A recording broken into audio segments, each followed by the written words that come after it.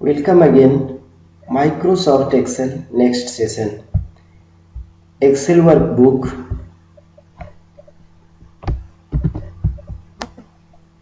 It consists of worksheet.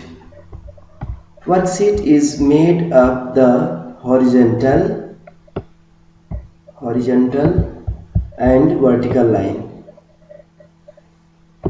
which area also known as spreadsheet cell. The area covered by a row and column is known as cell. Row, the horizontal line are called the row. Column, the vertical line is called the column.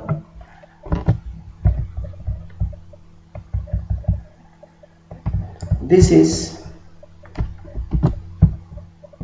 main window of MS Excel. This is main window of MS Excel. तो हम देख रहे हैं first यहाँ workbook. Excel जो होती है उसमें वर्कबुक किसे कहते हैं? It is consist of worksheet. ये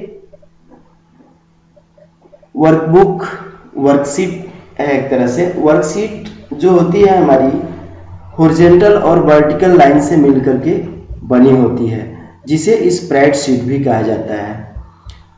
अब इस वर्कशीट पर सेल होता है, रो होता है और कॉलम होता है। तो जो सेल है हमारा वो रो और कॉलम से घिरा हुआ होता है। जैसे हम यहां देख पा रहे हैं, ये जो एरिया दिखाई दे रही है वो हमारी सेल है, और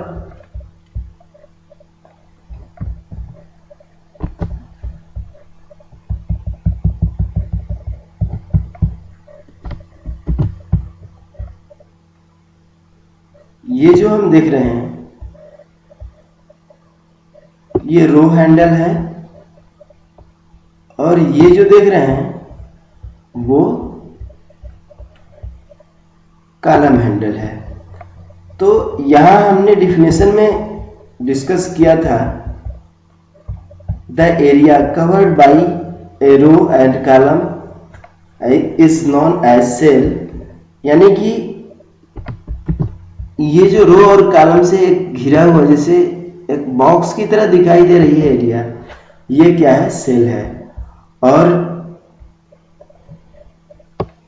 ये जो लाइन हम देख रहे हैं ये कॉलम, और ये जो लाइन देख रहे हैं ये वाली लाइन रो है। आगे हम और भी डिस्कस करेंगे एक्सेल की मेन विंडो में क्या क्या होता है, बट इस सेशन में मुख्य रूप से हमें वर्कशीट की परिभाषा याद रखनी है। Worksheet is made up of horizontal and vertical line. हम ये ध्यान रखेंगे कि वर्कशीट जो हमारी बनी होती है वो हॉरिजॉन्टल और वर्टिकल लाइन से मिलकर के बनी होती है, और सेल जो होता है हमारा वो रो और कॉलम से घिरा हुआ एक एरिया है। जैसे ये जो दिखाई दे रही है एरिया, ये सेल है। रो जो है हॉरिजॉन्टल लाइन को रो बोलते हैं और वर्टिकल लाइन को कॉलम बोलते हैं। Thank you.